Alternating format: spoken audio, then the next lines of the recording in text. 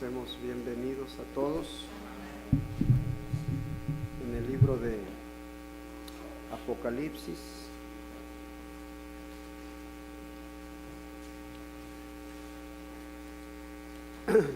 ¿Sí se oye bien? ¿Sí? ¿Sí se oye bien atrás? ¿Arriba no se oye nada? ¿No se oye? Muy poquito. Se oye muy poquito arriba, ¿eh? Hay que ver eso. Siempre hay que estar al pendiente de eso, que estén equilibrados, porque aquí abajo se oye mucho, pero arriba nada. Entonces necesitamos estar ya en eso. Ya han sido muchos años batallando con esto y creo que no es algo que debemos de aplicarnos ahí todos los que estemos involucrados. En el libro de Apocalipsis 2 se subió aquí abajo, ¿verdad? Se subió. Hay que bajarle aquí abajo y subirle arriba. Dice la palabra, Apocalipsis 2, el verso 2. Yo conozco tus obras y tu arduo trabajo y paciencia, y que no puedes soportar a los malos, y has probado a los que se dicen ser apóstoles y no lo son, y los has hallado mentirosos, y has sufrido, y has tenido paciencia, y has trabajado arduamente por amor de mi nombre, y no has desmayado. En estos dos versículos dice: yo conozco tus obras, tu arduo trabajo. No era cualquier cosa. Cuando es algo arduo, es algo que es mucho y hay una dedicación de lleno ahí. Vamos a orar. Padre, muchas gracias en esta tarde, en esta hora. Te pedimos que nos ayudes, que nos asistas y que te acerques a cada uno, Señor.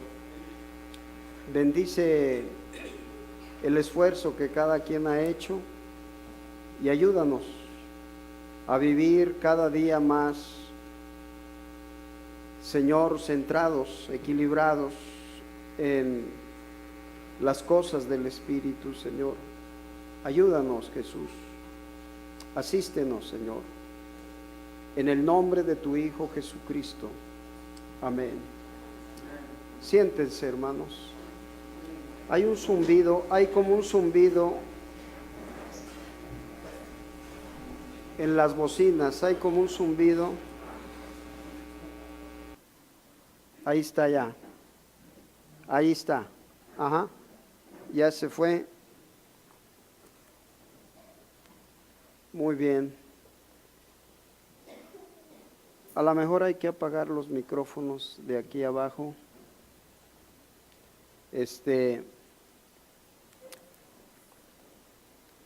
He querido que vean detenidamente esta obra de las edades y los sellos, y pensando en esto, sé que es una labor en la que tenemos que acercarnos a un esfuerzo y pensar en todas las cosas que tenemos a nuestro alcance. Ojalá que seamos un pueblo que lea, que escudriñe, que pueda verdaderamente estar preocupado cada uno por su salvación, por su alma. Haciendo un recuento, tenemos a nuestros niños, a nuestros jóvenes. Muy pocos de ellos han sido trabajados espiritualmente dentro del hogar hacia el arrepentimiento, hacia una buena conducta, hacia unos buenos principios. Hemos esperado que la iglesia o la palabra lo haga todo sin darnos cuenta de la responsabilidad como padres que tenemos. Y yo creo que ahí Dios les va a pedir cuentas a todos ustedes que son padres y que no tienen un acercamiento de oración, de lectura, de meditación en las cosas de Dios. Son responsables. A veces nos preguntamos por qué tenemos los resultados que tenemos, ¿verdad? A veces nos preguntamos por qué se nos van, por qué se van al mundo, por qué no hay una atmósfera correcta dentro de los hogares. Ayer vi a un joven que algún día estuvo en la iglesia con un tipo de corte de pelo moderno, de esas peinados un poquito extravagantes. Estoy hablando de un joven de secundaria de 12 años, pero lo que me fijé es que los padres no alcanzaron a ver eso, y yo sí lo vi, y yo decía, ¿dónde se está fugando todo? ¿Dónde estamos perdiendo el sentido? Tenemos buenos miembros de iglesia y nuestros hijos por un tiempo han sido buenos miembros de iglesia, pero no han sido jóvenes que despierten en la juventud a la santidad, al amor y a las buenas obras. ¿Sí se oye bien? Yo me oigo muy quedito. ¿Sí le podemos subir tantito aquí, José, por favor? Ahora les digo, esto tiene que ser, y digo porque atrás me dijeron que no se oye bien, esto tiene que ser una meditación muy fuerte, hermanos. Estaba viendo yo, leyendo las edades, cosas que me llaman la atención y me hacen ver cosas que tenemos que pensar en ellas. Hemos tratado de tomar solamente un principio de asistencia, pero me gustaría preguntarles a ustedes, padres, ¿cuál fue la última vez que hablaron con sus hijos de la palabra? ¿Cuál fue la última vez que se sentaron y oraron por las cosas que hablaron, por la necesidad dentro del hogar?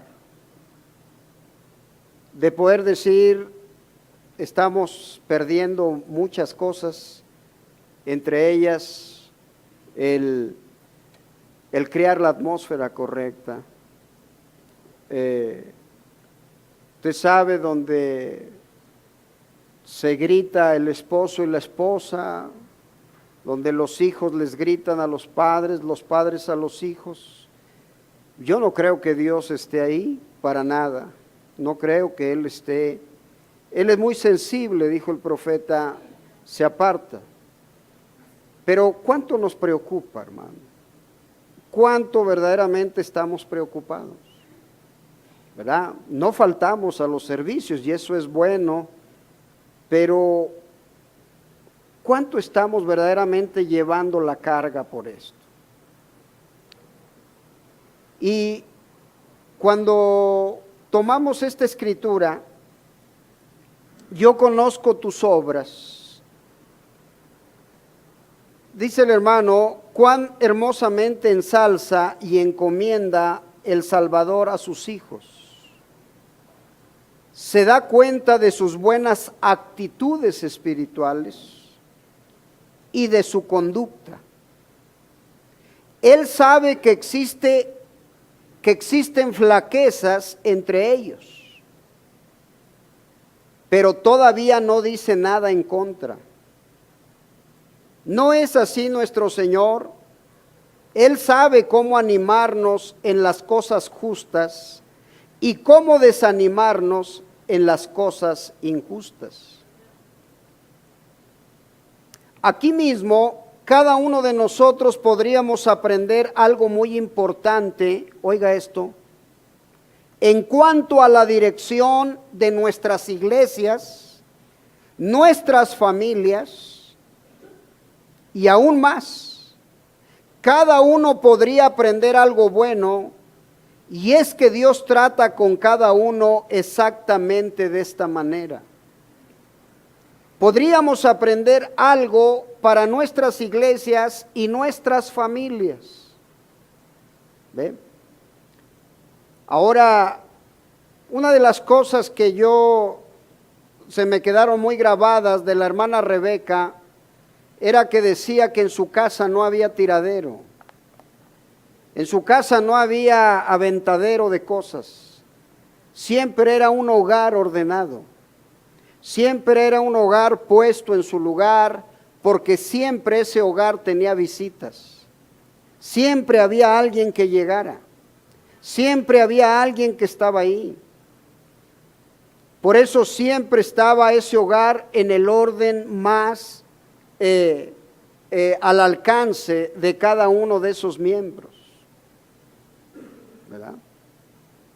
¿Cuántas veces nosotros, hermano, dentro del cristianismo hemos vivido bajo un desorden, bajo una forma de vida muy sin importancia, ¿verdad? Nos levantamos tarde, comemos lo que queremos, vemos lo que queremos, preguntamos por alguno de los muchachos, si son varios, por alguno, pero no por todos. Estamos viendo una vida y hemos vivido en una vida descompuesta. El Espíritu Santo dice que es un Espíritu Santo de orden, ¿verdad? Usted sabe que Dios es un Dios de orden, ¿verdad? Pero hemos puesto poco empeño y poco énfasis y poca importancia en la disciplina de nuestros hijos. No hemos verdaderamente puesto un empeño en que sean formados de una manera en la cual le agraden a Dios. Si el papá los regaña, la mamá los defiende. Si la mamá los regaña, el papá los defiende. Y entonces usted los ve con mucha inteligencia, en un problema siempre se cargan porque saben que va a haber alguien que los va a respaldar. Tenemos la costumbre de decir, dile a tu mamá, oye, voy a hacer, dile a tu mamá. Pero si hacemos esto y lo otro, pues tú sabes, tú decides. Es una desgracia, hermano. Por eso nuestros hogares son un caos. ¿Ve? Por eso nuestros hogares no tienen forma, no tienen fundamento. Y hemos estado aquí 20 años o 30 años. ¿Y dónde está la fe de rapto, hermano? ¿Dónde está? Un cambio de vida, siquiera, ya no la fe de rapto, un cambio de vida, ¿dónde está? No está. O sea, no nos engañemos, no está. ¿Ve? Ahora, si nos requirieran un estándar de asistencia, lo tenemos. Casi todos lo pasamos. Pero usted observe la conducta de sus hijos ya adolescentes y usted verá que no sembró cuando debía de haber sembrado en ellos una disciplina. Cuando se debía de haber puesto un empeño y una dedicación, como dice aquí, yo sé, dice, conozco tu arduo trabajo. No quiero hablar de enseñanza, quiero hablar evangélicamente. ¿Ve? Dice, podríamos aprender algo aquí para nuestras iglesias y nuestras familias. ¿Ve? Es más, cada uno podría aprender algo bueno, y es que Dios trata con cada uno exactamente de esta manera. Nunca vayan a desanimarse, santos de Dios, porque Dios no es falto de gracia como para olvidar su obra de amor. Todo lo que podamos hacer, aún en darle a alguien tan solo un vaso de agua fría, tendrá recompensa y bendición del Señor. Esto está implicando, estoy leyendo en la página 79 de las edades, cuando ustedes quieran checarlo, ahí está. Conozco tus obras, tu arduo trabajo y paciencia. Dice, véalo a él mientras anda caminando en medio de su iglesia. Está consciente del sufrimiento de su pueblo. Y en verdad tiene cuidado. Así como fue en los días de la cautividad de Egipto, cuando él oyó sus llantos, él nunca cambia, todavía oye el llanto de los oprimidos mientras anda en medio de ellos. La misma palabra trabajo significa cansancio por causa de opresión. ¿Ve? Aquí vamos entrando a Jesús, ahorita voy a entrar a Jesús y su formación.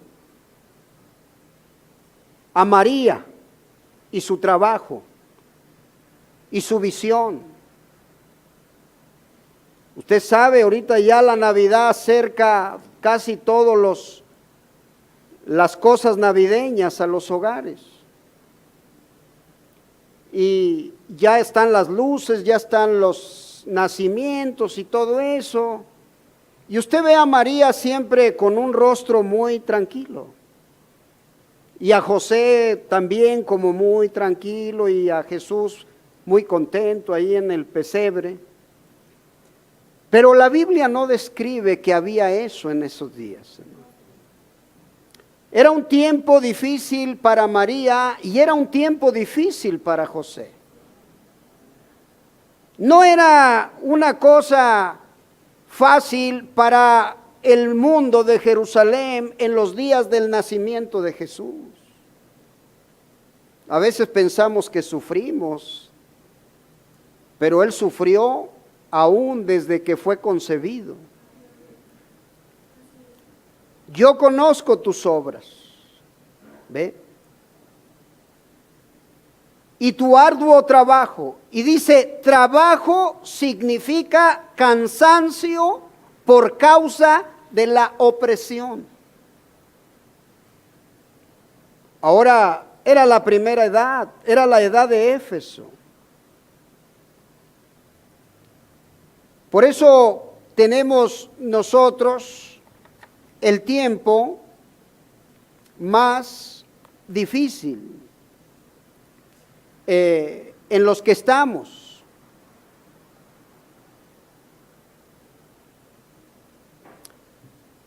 Dice, usted sabe, ellos se encuentran con el pueblo y de seguro hay deseos para esto y sus deseos para esto otro. Usted sabe, cuando usted entra en Dios y usted viene a caminar con él, se le pone su mente toda destrozada. Él está tan destrozado cuando se va a su cuarto. Él empieza a pensar, ahora, si yo no hago esto, este hombre se sentirá mal al respecto. Y si este no hace eso, este hombre se sentirá mal al respecto. Usted sabe, cuando usted quiere hacer las cosas, su mente está destrozada. Ahora, un hombre de Dios debe de estar dedicado, dice, al servicio de Dios, porque de alguna manera hay una opresión sobre cada uno de los creyentes. Ahora, esto que estoy leyendo aquí, cansancio significa, trabajo significa cansancio por causa de la opresión. El pueblo de Dios no solo trabaja por él en una obra de amor, sino que sufre por él con gozo y con paciencia lleva el yugo. ¿Ven? Ahora, ¿qué es lo que tenemos? Esta edad sufrió grande persecución y tuvieron que trabajar duro para predicar el evangelio y esparcir la verdad. Su soberana vocación en esta vida era servir a Dios, y cuando sus esperanzas en la vida fueron nubladas, ellos fueron pacientes y cometían todo a Él, quien les había prometido una recompensa perpetua en los cielos, por lo que habían dejado por causa de Él aquí en la tierra. Oh, dice, pienso que debemos detenernos aquí para meditar sobre el pensamiento de que el pueblo de Dios ha sido y siempre será perseguido. Usted sabe que el Génesis es el libro de los principios, y lo que vemos ahí comienza y continúa a través de la Biblia hasta el Apocalipsis. Nunca cambiará. Usted va a ver siempre cómo Caín mató a Abel, y así vemos el ejemplo perfecto siempre, ¿ve? Ahora vamos a ir tantito al libro de San Mateo. San Mateo,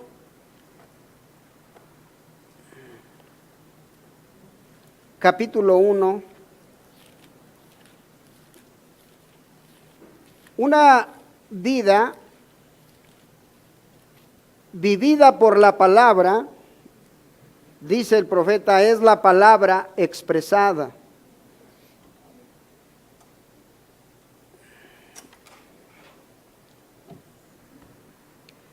Dice el verso 18, 1:18, vamos a empezar a entrar un poquito en la mente de María en este tiempo que a nosotros nos gusta mucho la Navidad, pero todo lo que implica y todo lo que representa no nos lo plasma el comercio.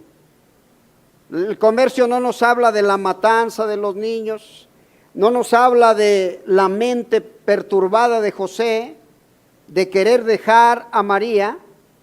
Y dice aquí el verso 18, el nacimiento de Jesucristo fue así: estando desposada María su madre con José, antes que se juntasen, se halló que había concebido del Espíritu Santo.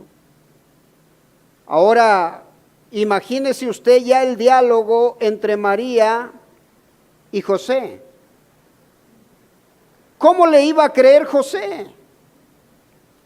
¿Cómo José le iba a recibir a esta mujer que había concebido del Espíritu Santo? ¿Cómo? ¿Por qué quiso dejarla José?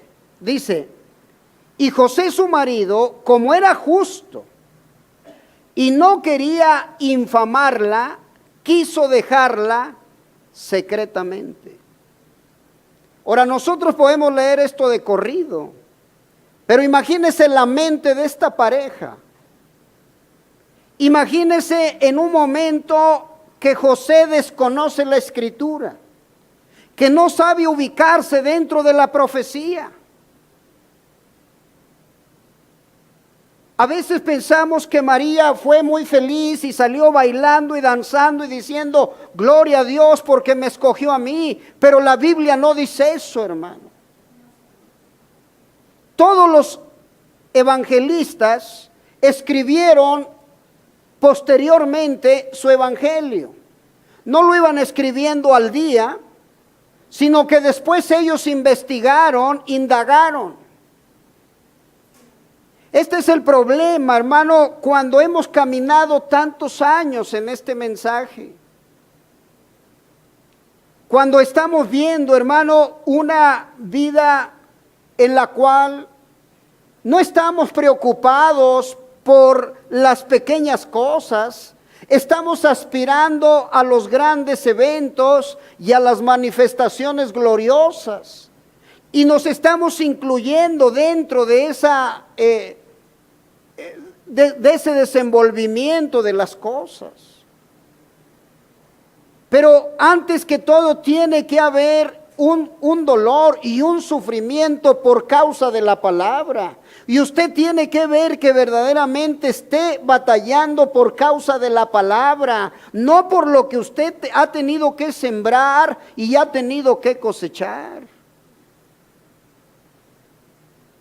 Dice que quiso dejarla. ¿Por qué quiso dejarla, hermano? ¿Por qué Mateo se detuvo y aplica este versículo en una forma?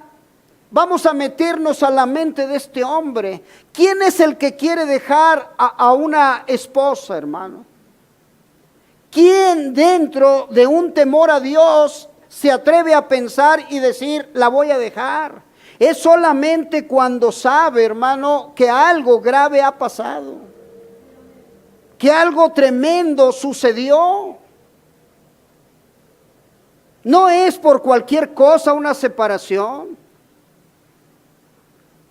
No es una discusión porque tiene los trastes sucios y llega el esposo y dice, oye, ¿por qué tienes los...? Eso no es una discusión.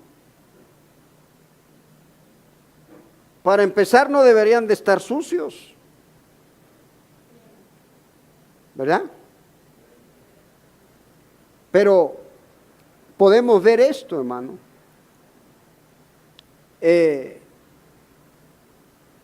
Por eso Dios trajo en esta edad a un hombre no altamente educado. Nos trajo a un hombre que no tuvo ni secundaria, no tuvo preparatoria, menos tuvo universidad. Pero nos dijo, ese es el ejemplo. Ese es el ejemplo.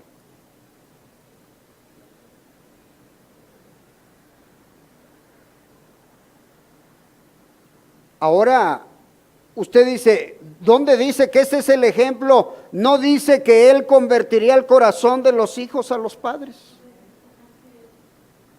Tenía que ser a través de un ejemplo, hermano. De una vida vivida por la palabra. Nos hemos acostumbrado a caminar, hermano, con un montón de cosas descompuestas.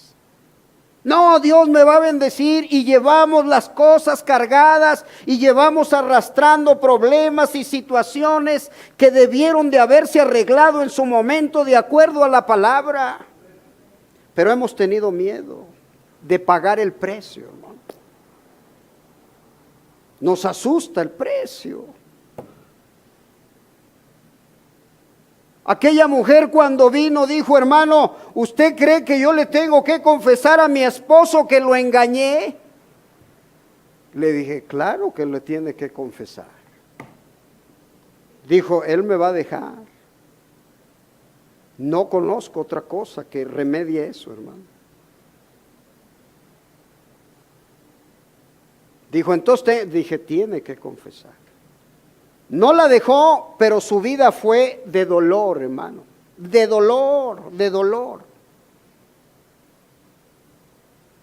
De encontrarla con los ojos morados, completamente. No un moretoncito, no, morados, oscuro, la sangre coagulada, negra, alrededor de sus ojos. Y decirme él, ¿qué te dije? ¿No te dije que me había engañado? ¿No te dije que me engaña? Le digo,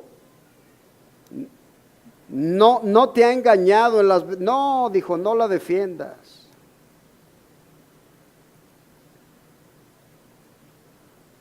¿Se da cuenta él de las cosas pequeñas? Dice el profeta. Hermanas, muchas de ustedes no han sufrido y han traído cosas. Cuidado, cuidado. Dice aquí que quería dejarla, era justo, pero él sabía que si la dejaba, a esa mujer la iban a matar.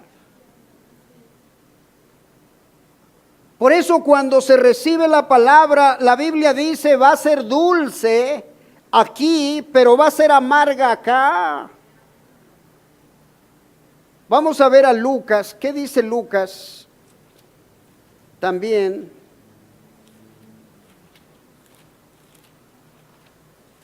Mateo no habla de María, habla de José, pero Lucas sí habla de María y no habla de José, y Marcos no escribe ni Juan escriben de ese acontecimiento. En el capítulo 1 y el verso 26 dice, al sexto mes, cuando había concebido Elizabeth, oiga, eso era una fiesta, ¿verdad? Que una anciana estuviera embarazada. Pero ahora una joven, una doncella acá, era una vergüenza, era una pena.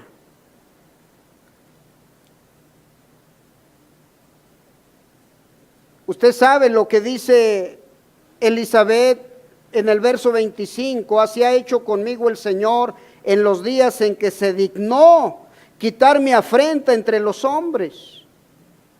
Al sexto mes vino el ángel Gabriel, fue enviado por Dios a una ciudad de Galilea llamada Nazaret, a una virgen desposada con un varón que se llamaba José de la casa de David, y el nombre de la virgen era María. Y entrando el ángel en donde ella estaba, dijo, salve, muy favorecida, el Señor es contigo, bendita tú entre las mujeres. Mas ella cuando le vio, se turbó por sus palabras y pensaba, ¿qué salutación sería esta? Ahora, usted ve lo que podemos ver en esta parte. Fíjese bien lo que dice el profeta.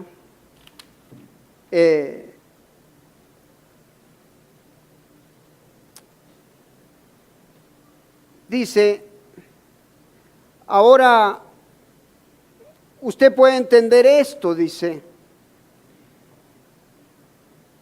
Esto es casi igual a lo que dice en el versículo 2, pero en el versículo 2, el trabajo, la obra y la paciencia eran resultados de haber guardado la sagrada palabra que había sido encomendada a ellos. ¿Cómo es que rechazaron a los adversarios? ¿Qué crédito era para Pablo? Pero en este versículo, sus persecuciones, pruebas y paciencia eran por causa del bendito nombre de Jesús. Tiene que haber una persecución cuando usted se guarda en la palabra, hermano. Cuando usted obedece la palabra y pone por obra la palabra, eso causa una persecución. Usted no es bien visto ni bien recibido. Usted no tiene cabida en lugares donde usted solía estar y solía convivir y solía disfrutar y solía tener compañerismo. Usted no vuelve a ser el mismo porque usted se queda en la palabra. Pero cuando uno está participando con la gente, hermano, que se ha burlado, que no ha querido pagar el precio, que no ha querido mantenerse en la palabra, cuando usted ha visto que la mujer se corta el pelo, pinta su cara, anda como quiere y vive como quiere, y usted está ahí sentado, ¿qué está guardando usted? ¿De qué se ha guardado? ¿Qué ha protegido? Nada. Por eso son bienvenidos, por eso son abrazados, por eso lo vuelven a invitar. Pero quédese en la palabra y dígales no. ¿Sabe qué? Dios dice que no. Tú eres mi hija, pero te has cortado tu pelo, hija. ¿Cuántas veces te lo has cortado? ¿Cómo quieres que me siente contigo? ¿Con qué cara vamos a hablar tú y yo de la palabra? ¿O vamos a oír del evangelio? ¿O vamos a oír una alabanza? ¿Con qué cara? Por eso no hemos batallado, hermanos. Usted va donde hay cubas, donde hay cerveza, donde hay cigarro, donde está cantando Vicente Fernández o Juan Gabriel y usted está ahí y no, fíjese qué bien, no, fíjese, no toma, no, gracias, yo un refresco, sí. ¿Qué está haciendo ahí? ¿Qué está haciendo? ¿Dónde está el sufrir por causa de la palabra? ¿Dónde está el batallar, hermano? Como dice, estos hombres llevaban el nombre de santidad escrito en sus frentes, igual que el antiguo sacerdote. Deje que empiece esa postura de la iglesia, usted verá el rechazo y entonces usted verá el poder bajar, hermano. Mire esa virgen. Los 2 meses primeros no se veía nada, al tercer mes su vientre empezó, al cuarto mes, ¿qué era? Hermano, era un repudio vivir de esa manera.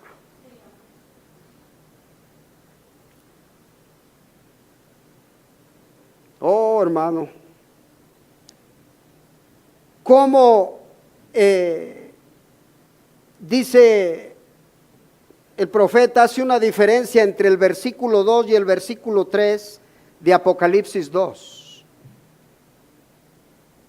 Dice, en el versículo 2 está hablando de trabajo, obras y paciencia. Eran el resultado de haberse guardado en la palabra. ¿Ve? Dice, pero ahora, ¿cómo es que ellos rechazaron a los adversarios? Mire, vamos a ir nuevamente a Apocalipsis 2. Oh, hermano, yo sé que esto tiene que tener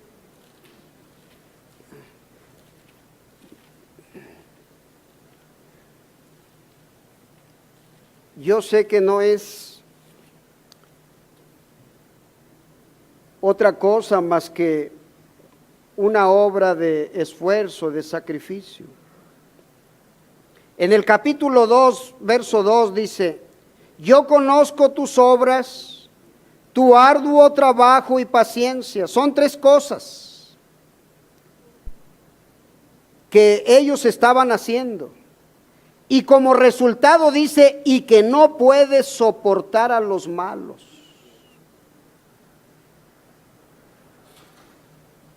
Y ya has probado a los que se dicen ser apóstoles y no lo son, y los has hallado mentirosos. ¿Cuánta gente, hermano, dentro del mensaje entra en ese campo, ¿ve?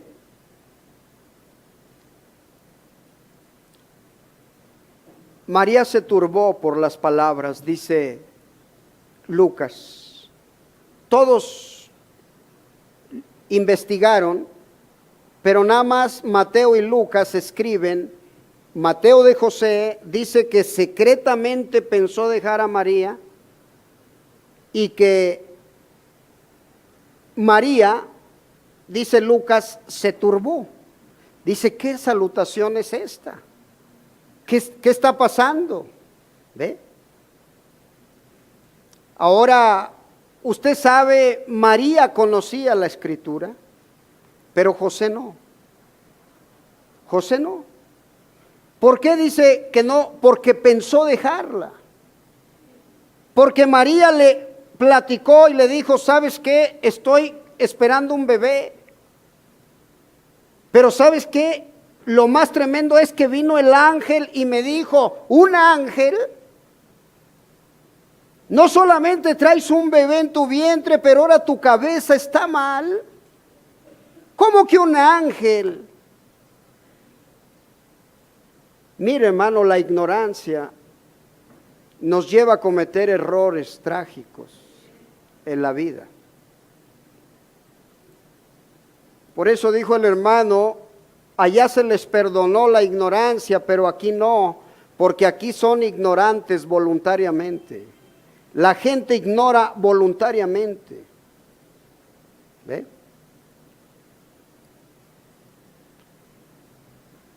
Usted sabe, aquella virgen dijo, ¿cómo voy y cómo va a ser esto si yo no conozco varón? ¿Ve? Ahora usted ve un hijo, ¿cómo iba a nacer ese hijo, hermano? Con un estigma, hijo de fornicación. Es un hijo de fornicación.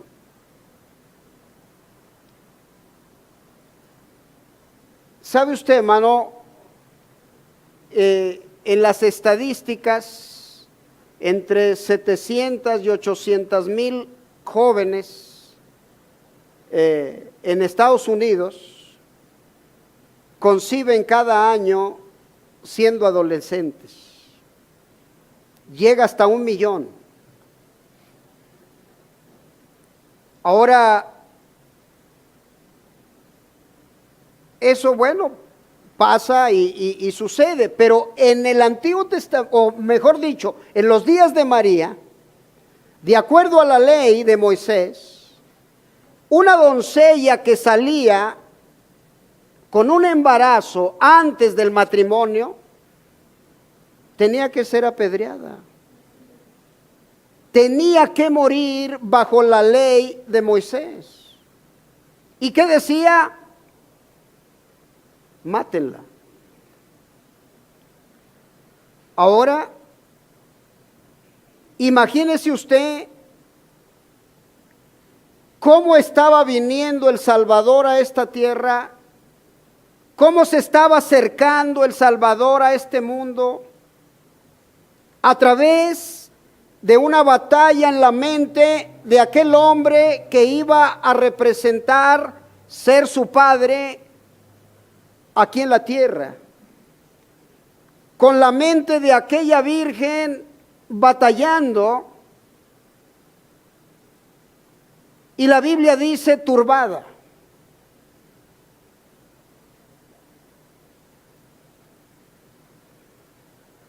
Ahora usted notará que eso no es nada extraño, porque es la palabra y el nombre los que hacen que el enemigo corra tras nosotros como un río. Es la palabra y el nombre. No estamos siendo perseguidos. Antes estamos siendo invitados.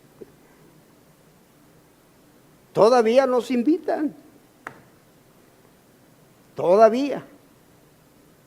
Pero párese por la palabra en el nombre y va a ser primera y última vez. No más. No más. De aquí es donde sacaron el canto, es la vida tras el nombre que hace que el diablo tiemble. De esta porción de la página 83 de las edades. Aquella palabra poderosa que fue manifestada en sanidades, señales, prodigios y otras demostraciones, hizo que los fariseos clamaran por la muerte del verdadero creyente. Vívales una vida piadosa y usted empezará a ver el precio de pararse por esto. ¿Ve? Y ahora ese mismo nombre, odiado y despreciado por los judíos, fue motivo de mofa por los intelectuales que se reían al pensar que alguien fuese tan insensato como para creer que un hombre murió y luego resucitó y que ahora está sentado en los cielos. Así que estaban los perseguidores religiosos, los judíos, quienes todavía seguían maldiciendo a este Jesús, el cual era para ellos un Mesías falso. Aquí estaban los demás riéndose con gusto y mofándose ásperamente del nombre de un Dios nuevo, que para ellos ni siquiera era Dios. Ahora aquí está otra cosa que empezó en aquella edad y que continuará a través de las edades, llegando a ser más profunda y más oscura. Es el hecho de que la gente estaba repudiando aquel nombre. No era la iglesia fiel de Éfeso la que lo estaba haciendo, no, señor. Eran los falsos apóstoles. Era el de afuera tratando de entrar para corromper a los creyentes. Los efesios conocían aquel nombre y lo amaban, ¿ve? Recordemos que el origen de la iglesia de Éfeso era un grupo pequeño que estaba esperando al Mesías. Supieron de un profeta que decía que él era el precursor del Mesías, el cual había aparecido en el desierto de Palestina, y se estaban bautizando a la gente en el arrepentimiento de sus pecados. Luego ellos recibieron el bautismo de Juan. Pero cuando Pablo llegó, les mostró que aquel profeta había muerto y que Jesús había venido y había ofrecido su vida como sacrificio por el pecado. Y ahora el Espíritu Santo había descendido para entrar en y llenar a todo verdadero creyente en Jesús el Mesías. Y cuando oyeron esto, fueron bautizados en el nombre del Señor Jesús. Y cuando Pablo impuso sus manos sobre ellos, fueron llenos del Espíritu Santo. Conocían lo que era obedecer la palabra y ser bautizados en el nombre del Señor Jesucristo. Y de esa manera sabían que serían llenos del Espíritu Santo. Usted no podía hacer que esa gente cambiara. Ellos conocían la verdad y estaban asentados sobre ella. Oh, hermano. Ellos conocían el poder de aquel nombre y vieron que aquel nombre era tan poderoso que aún pañuelos del cuerpo de San Pablo se enviaban en el nombre de Jesús a la gente que sufría, y los enfermos eran liberados y toda clase de enfermedades, y los espíritus inmundos eran lanzados. Aquel nombre obraba tan manifiestamente y admirablemente que judíos reprobos en Éfeso trataron de usarlo para conjurar demonios. ¿Cómo era esto? Ellos conocían la vida justa que acompañaba a llevar aquel nombre. Ellos sabían lo que Pablo después diría: apártese de iniquidad todo aquel que invoque el nombre de Cristo.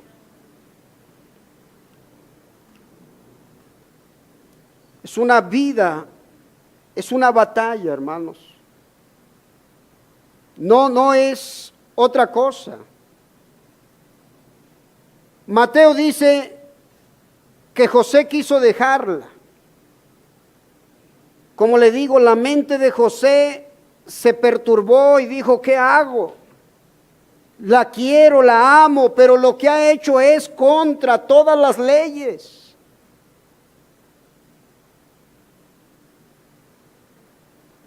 Cuando entramos en el campo sobrenatural, hermano, el diablo quiere que estemos ignorantes.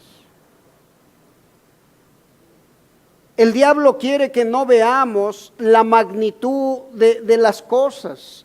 Quiere que vivamos mediocremente, medianamente, que hagamos unas cosas, otras no, que sí le pongamos empeño a unas, pero otras no, que no nos preocupemos de esto, que al cabo ya Dios dirá más adelante. Y entonces estamos viendo, hermano, el crecimiento de nuestras familias en un desorden, en una descompensación. ¿Por qué si tenemos el nombre poderoso y tenemos el mensaje poderoso, tenemos los hogares, tenemos las vidas sin resultados? ¿Usted cree que Dios tenga la culpa, hermano? ¿Pudiera ser Él el culpable? A lo mejor. Usted dice, no, no. Entonces, ¿quién? ¿Quién? ¿El de al lado? ¿Su esposo? ¿Su esposa? No, usted. Usted. Dijo Jeremías, si el hombre se debe de lamentar de algo, tiene que ser de su pecado. A veces nos lamentamos de muchas cosas, menos del pecado, hermano. Pablo había dicho, apártese de iniquidad todo el que invoque el nombre de Cristo. Purificaos los que lleváis los utensilios de Jehová, había dicho el profeta Isaías. No tomarás el nombre de Jehová tu Dios en vano, lo había dicho Moisés en el monte Sinaí. Estos efesios eran cristianos.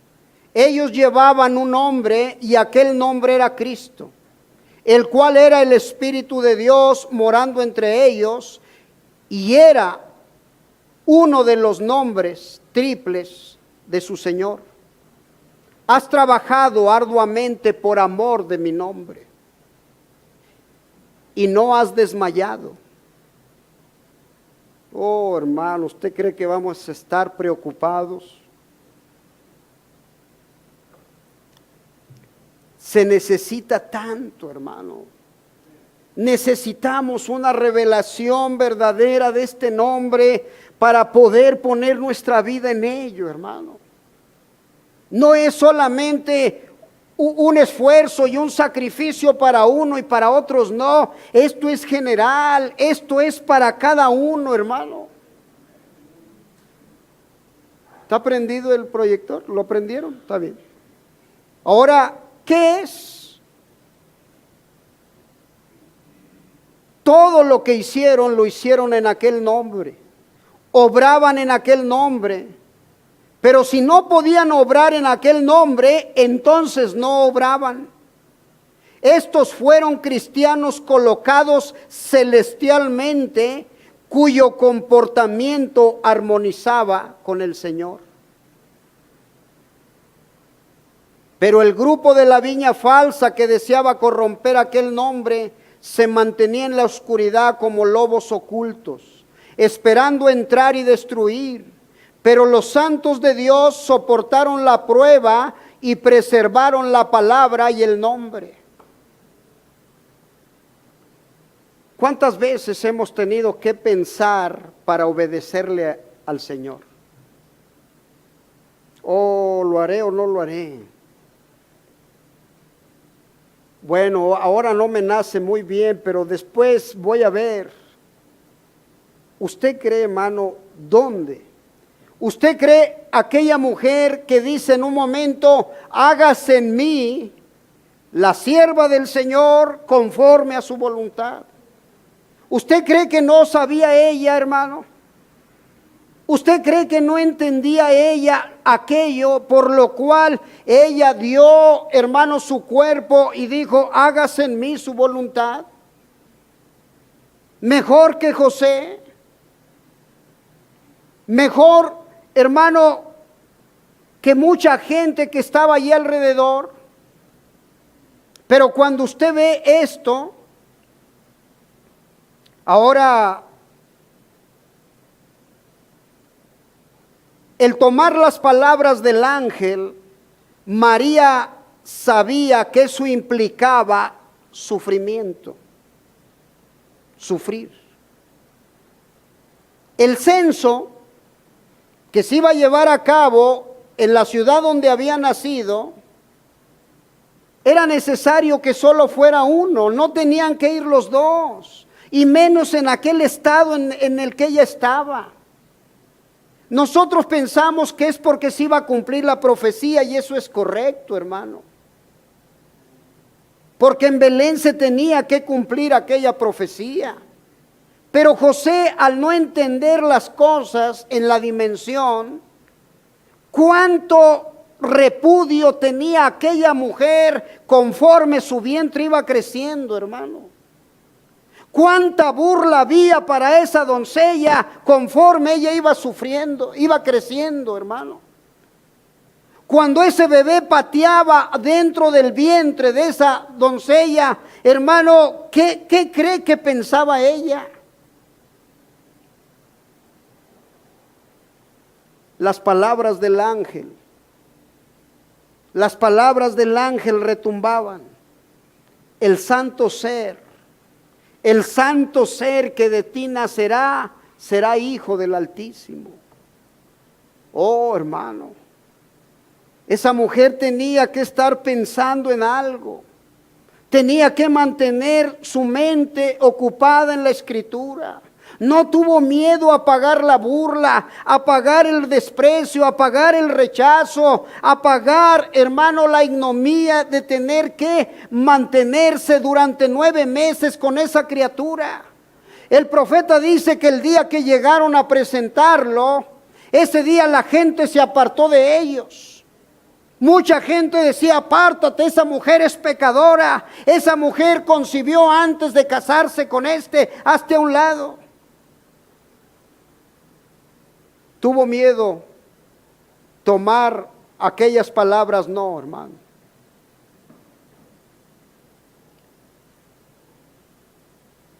Ahora vemos, quizá José quería esconderla de la burla. Usted sabe, cuando alguien concibe fuera del matrimonio, siempre es apuntada, siempre es burlada, siempre es, no hay una estabilidad en la gente.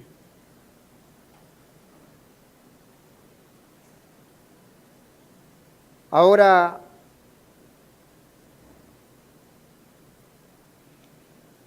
imagínese la familia de José, la familia de María. ¿Qué pensarían de esa mujer? ¿Qué pensarían de esa hija? 9 meses para venir a este mundo, ya con el estigma de ser un hijo de adulterio. Ahora, ¿cómo podría ella testificar de su embarazo? ¿Con qué libertad podría esta mujer testificar de su embarazo. Esto implicaba dolor, implicaba desprecio. Eso era lo que habían concebido estos efesios. Un desprecio, un rechazo, un vituperio por haber aceptado aquel evangelio que traía Pablo. ¿Cómo podemos pensar esto, hermano? ¿Cómo podemos ignorar esto?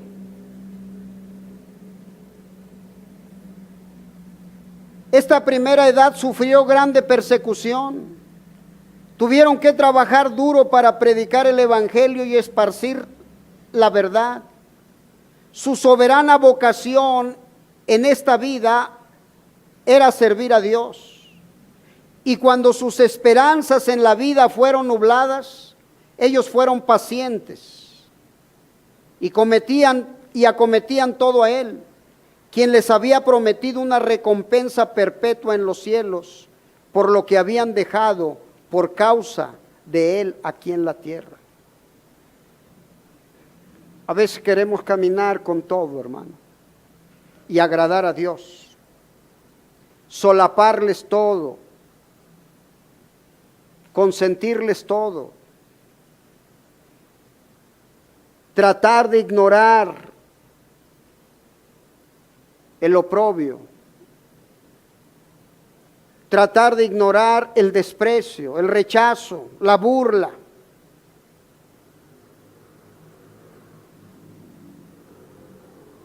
A veces le quitamos el efecto, hermano, al evangelio.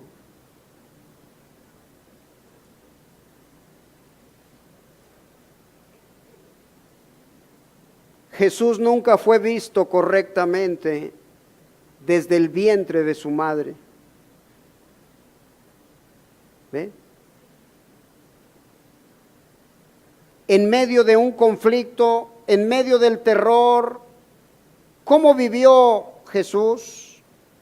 La Biblia dice que Él tuvo que huir. José y María tuvieron que huir con Jesús a Egipto. Y tuvieron que estarse allá por un tiempo como un refugiado, como una persona esperanzada a algún beneficio de Egipto, hermano. ¿Eh? A veces solo pensamos en lo bonito cuando nació en el pesebre, pero ni siquiera eso fue bonito.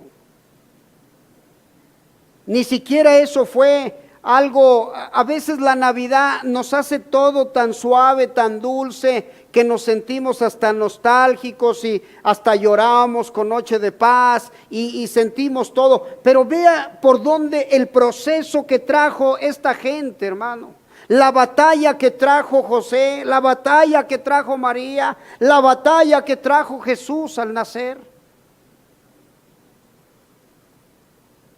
Y luego pensamos que hemos sufrido nosotros, que hemos batallado nosotros. Y si ha sufrido y ha batallado es por lo que usted ha hecho. Pero esta criatura no había hecho nada.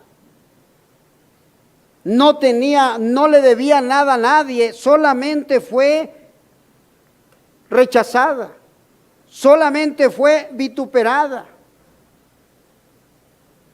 ¿Cómo pudiéramos nosotros pensar en todo esto, hermano? Ahora, lo que tenemos,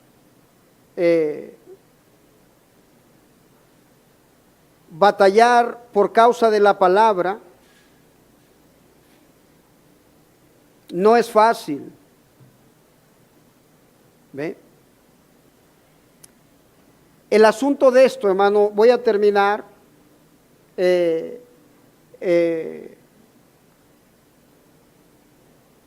Es que esta iglesia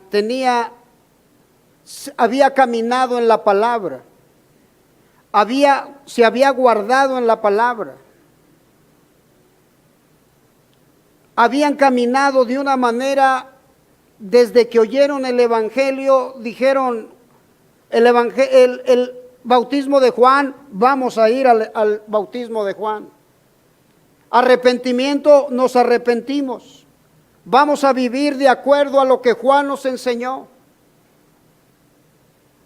Fíjese bien cómo se habían guardado para que Dios les trajera el complemento, hermano. Muchas veces Dios no puede traernos algo más porque no hemos arreglado esto que está acá. Esto que está suelto, esto que sabemos, esto que entendemos, esto que nos corresponde, esto sabemos que es nuestra responsabilidad. Se la hemos dejado, no tú, no tú mujer, no tú varón, no tú cabeza, no tú mujer. Siempre estamos aventando la pelota para todos lados. Eso es lo que vemos. Dice el profeta, si alguien podía reclamarle a Dios un día, era José, quien por guardar la palabra había sido puesto en la cárcel. Él era el único que podía llegar y decir, ¿por qué me mandaste a la cárcel, Señor, si tú sabes que yo me guardé en la palabra? Dice, pero él sabía que todo tenía un propósito en la vida. Ahora, seguro, ¿por qué lo llevaron delante de Faraón? Dice, ¿por algo malo? No, Señor, por causa de quedarse en la palabra. Esa es la verdad. ¿Ve? ¿Qué es esto? Hablamos de que Dios viene pronto. ¿Cómo están nuestras vidas? ¿Dónde están puestas hoy? ¿Ve? Ahora, ¿qué es? ¿Tenemos reuniones de oración? Usted sabe, en aquella pista de carreras que querían poner en el estado de Arkansas, las denominaciones, ¿ve? Son iglesias, ellas se juntaron en oración, hicieron cadenas de oración de todo el día y toda la noche, y cuando los jueces y los hombres del gobierno federal y todos fueron al tribunal a la mañana siguiente para establecer si ellos podían construir aquella pista de carreras o no, ellos fueron confrontados y eso fue anulado. La oración cambia las cosas. A mí no me interesa cuán podrido esté el mundo o cuán difícil sea la situación, ¿ve?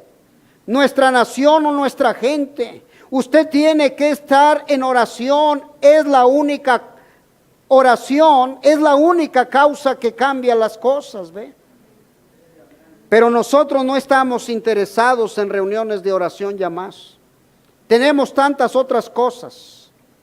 Tenemos que hacer así porque pensamos. Entonces no solamente eso de esa pista de carreras fue condenada, pero también quedó escrito que ellos no podían tener en el estado de Arkansas nada como eso nunca más, por años y años por venir. ¿Por qué? Porque la gente es llamada por su nombre, porque la gente que es llamada por su nombre se reúne y ora. Lo que hoy necesitamos es un llamamiento a la oración y prepararnos, no dependiendo de un predicador, sino usted como individuo delante de Dios, usted mismo preparándose para la venida del Señor, para escapar de toda esta corrupción en la cual estamos viviendo. No importa lo que ellos lo llamen y qué acción ellos tomen, eso no va a cambiar a Dios en lo absoluto. Dios lo hará de todas maneras. Él está dependiendo y esperando en nosotros. Oh hermanos, si tan solo entendiéramos eso, ¿ve? Alguna gente dice, bueno, yo voy a la iglesia el domingo por la mañana, yo escucho a nuestro pastor, el cual es un excelente predicador. Eso es bueno, yo aprecio eso. Así es América, el mundo y cualquier persona, pero se requiere más que un buen mensaje desde el púlpito. Se requiere que su vida esté apegada a los principios bíblicos. Se requiere que usted esté listo de acuerdo a la palabra, ¿ve? Eso es lo que necesitamos. Estoy predicando leyendo del repentino rapto y secreto de la iglesia. Eso es lo que necesitamos. ¿Ve? Dice, hace un tiempo un ministro estaba predicando y estaba un hombre que había estado atendiendo a la iglesia por bastante tiempo. Y él fue al altar esa mañana y él dijo, pastor, yo quisiera ahorita dar mi testimonio y mi rendición al Señor Jesús, lo cual hice anoche. El pastor dijo, muy bien, yo estoy contento de escuchar acerca de eso, Juan. Sabes que tú finalmente decidiste venir y darte tú mismo al Señor, porque no queremos herir tus sentimientos, pero nosotros sabemos que tú has sido muy perverso y sabemos que tú has maltratado a tu familia, tú has perdido tu dinero en el juego y te lo bebiste y viviste una vida horrible y tu familia careció, y me da gozo en mi corazón en esta mañana el saber que tú has venido adelante hoy y vas a rendirte tú mismo al Señor Jesús para ser una persona diferente y servirle a Él. Él dijo, gracias pastor. Él dijo, entonces quiero preguntarle algo. ¿Qué sermón quiere que yo predique? ¿O qué texto quiere que yo use? ¿O qué alabanza quiere que se cante en la iglesia? ¿O los himnos? Ahora, ¿qué sermón hizo que tú cambiaras? ¿Qué cantos? ¿Qué alabanza en esta iglesia hizo que tú cambiaras?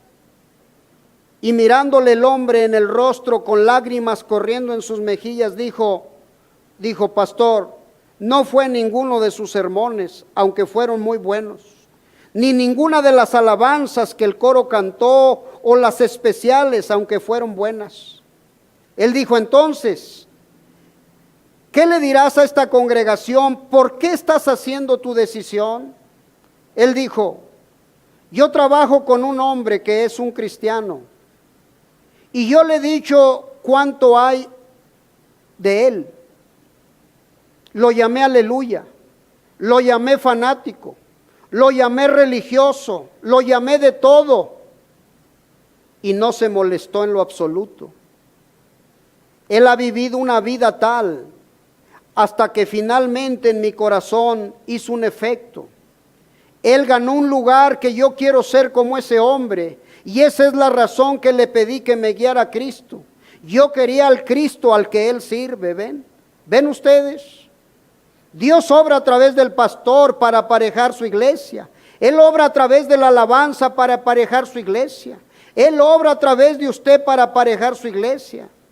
Si su pastor fallara y continuará fallando, usted pudiera buscar otro pastor rápidamente. Usted haría eso.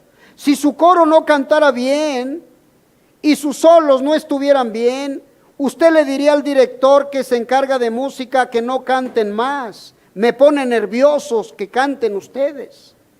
Pero quede usted como un individuo. ¿Cuánto falla usted en su vida diaria? ¿Cómo cumple usted con Dios en lo que Dios dice que usted haga? ¿Es usted una luz a los demás? ¿Le está brillando a la gente a su alrededor? ¿Es una luz que está sentada sobre un monte? Ninguno puede pasar ese camino sin acercarse a usted y no saber acerca de Jesús. ¿Qué tipo de vida vive usted? ¿Una de esos tipos que son malos, insultantes, exasperados, indiferentes? Usted ni puede hablar de paz con ellos. El amor que usted ha encontrado en Cristo se está reflejando a los demás. Su vida se ha aparejado.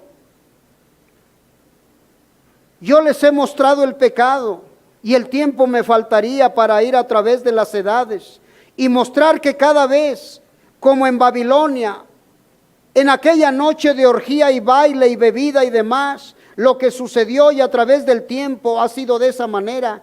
En cada edad Dios ha tenido profetas como rayos, con señales y maravillas para condenar la cosa en medio de la popularidad y pararse a solas por Dios, no importa las circunstancias. Pudiéramos hablar de cada uno de ellos, como Esteban, como Pablo, como Pedro y cada uno de ellos. Nunca tuvieron temor de decir lo que ellos eran y de vivir para Dios unas vidas completamente consagradas. ¿Ve? Recuerde, su venida es tan repentina que la iglesia se irá en un abrir y cerrar de ojos. Y si vemos pecados por todos lados, si vemos cosas pendientes por arreglar por todos lados, si estamos oyendo de todas estas cosas y nuestras vidas no se están acercando a la palabra, tenga cuidado. Todo en el mundo nos dice que Él viene. ¿Cómo nos estamos parando en esta hora? ¿Quiere que tomemos inventario? Si esta mañana Dios nos hablara a su presencia, dice, ¿qué haría usted? ¿Estaríamos listos? ¿Seríamos encontrados listos? ¿Nos encontraríamos con los que ya murieron? No importa si estamos listos o no, el Señor vendrá de todas maneras. Y vendrá la hora señalada que Él tiene. Si usted está listo, qué bueno. Y si no, usted desperdició el tiempo cuando fue mandado a redimirlo y a estar listo. ¿Ve? Oh, hermano. Entonces, ¿dónde estamos? ¿En dónde estamos viviendo? ¿Vivimos como los efesios? ¿Usted está dejando arreglar cosas para el año que entra? Usted puede decir, ya es octubre, hermano, ya el año que entra, ya empezando el año, quito esto, saco esto, dejo de hacer esto, dejo lo otro, ahora sí ya, ese día de el año nuevo que brindemos, le voy a decir a mi esposo, ahora sí, esposo, vamos a vivir correctamente. ¿Usted está esperando eso, hermano? Póngase de pie. Esos efesios, oh, hermano,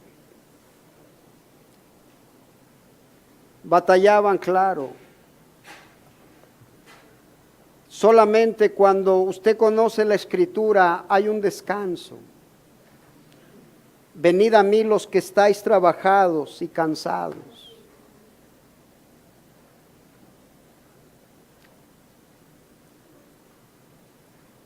A veces los observo en sus actitudes, los observo en su conducta y digo, todavía no. No soy yo el juez, ni voy a decir quién sí, quién no, pero digo, hemos oído 20 años. 30 años, 35 años. Y yo digo, Señor, se ha perdido el tiempo de una manera muy, muy miserable. Si tan solo nos diéramos cuenta, hermano, me estaban diciendo en estos días de los cristianos que están sacrificando en Irak, que ni siquiera tienen este mensaje. ¿Se acuerdan de las doctrinas que vimos hace poco? Que unos creen que Jesús es Dios, otros que es el Hijo de Dios. Bueno, esas gentes que están en Irak, los musulmanes fanáticos los están matando. ¿Y nosotros? ¿Cuál es el problema, hermanos? Pareciera que Él está obligado, pero no está obligado, hermano.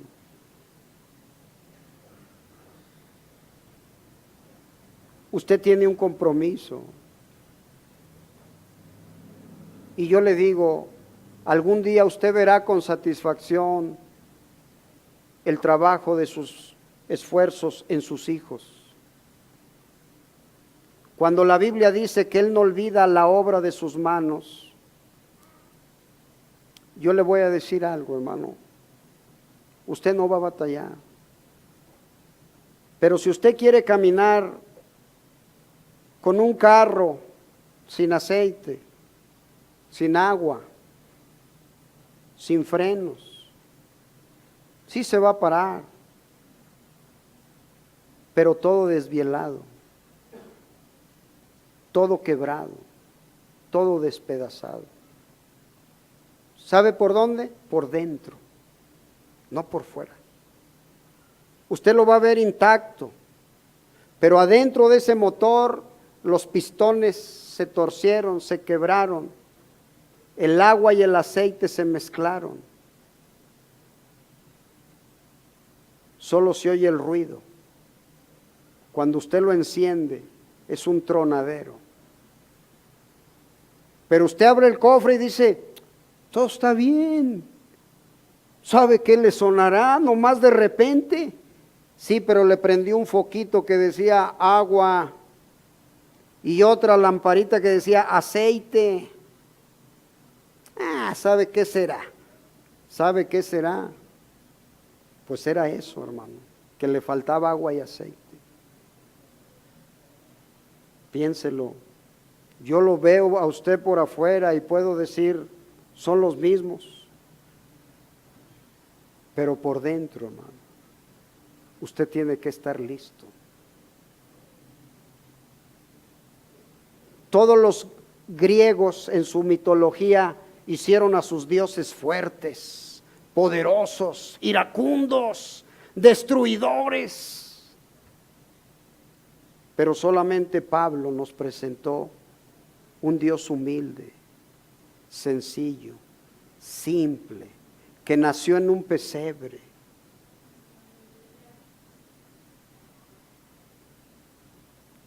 ¿Dónde queda, hermano, que nos sintamos algo nosotros? Solo incline su rostro y dígale, Señor,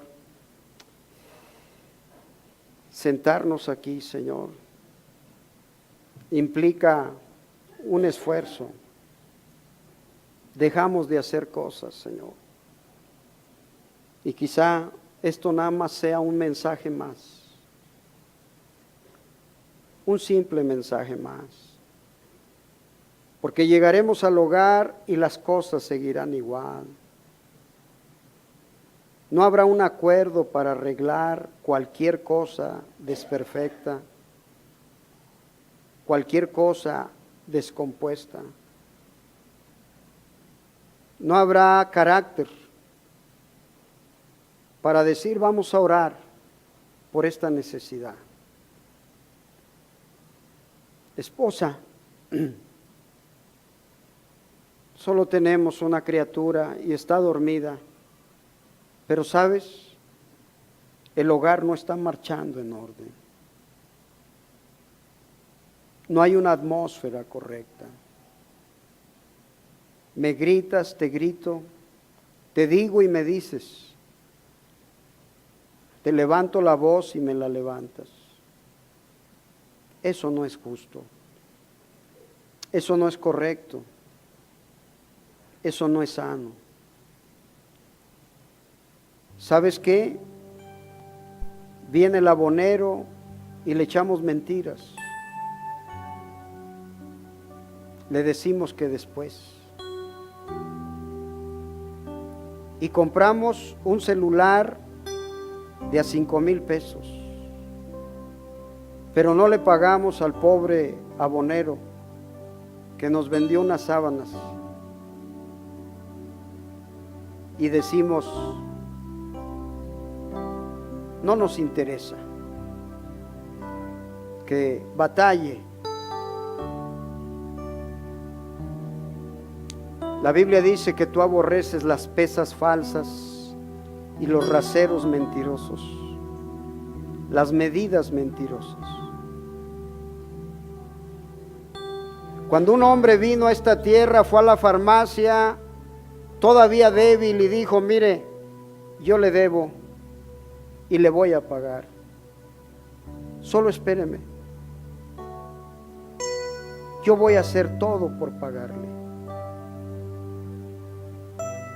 Señor, cuando nos juntamos con la gente, Señor, que se ha burlado, que ha vituperado, que ha manchado, y reímos, y brindamos, y nos gozamos, ¿qué oprobio estamos llevando?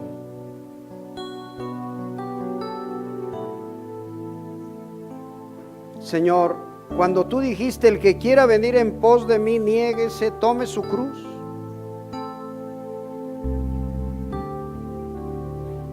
Y tu profeta dice, ¿están listos si Él viniera hoy? Señor, hacemos un inventario de lo que nos falta en la alacena, en el refrigerador, y cuando vamos al mercado, sacamos esa lista y decimos, pon esto y pon lo otro, pero no hacemos una lista de lo que nos falta en nuestras vidas. Y compramos refrescos, y compramos sabritas, y compramos todo, que aunque no nos sirven, las apuntamos. Pero nuestra falta de oración, nuestra falta de lectura, nuestra falta de meditación, nuestra falta de escudriñar, no la apuntamos, porque eso no es necesario. Aquellos efesios sabían pagar el precio. María pagó el precio de aceptar al ángel y su palabra. Sabía que su cabeza iba a estar con mucha presión, que cuando le confesara a José aquello, no iba a ser algo fácil. Tuviste que intervenir tú, Señor, y enviar un ángel y hablarle a José y revelarle. Pero ¿cómo explicarle a los demás?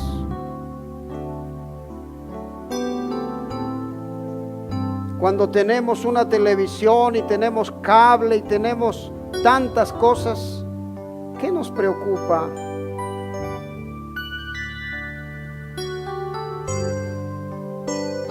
¿Dónde están las noches de oración, las noches de desvelo, como las que tuvo José, como las que tuvo María, como las que tuvo José en la prisión? Oh Dios, yo conozco tus obras, dijiste. Es verdad. Por eso vemos a un hombre de 56 años que parecía un hombre de 90. Por eso tú tenías 30 años y parecía que tenías 50, Señor. Porque había un precio que pagar.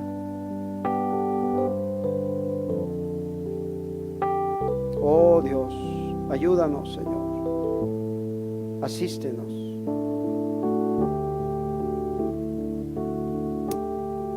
Bendice a tu pueblo esta noche, Señor. Gracias. Muchas gracias. Haz que tomen decisiones contigo, Señor. Las vidas de cada uno reflejarán a su alrededor si quieren convertir a alguien o si no quieren convertir a alguien, Señor. Muchas gracias, Jesús. Lleva a todos con bien a sus hogares. Cuídalos, guárdalos y protégelos, Señor. Muchas gracias. Aleluya. Si es que hay un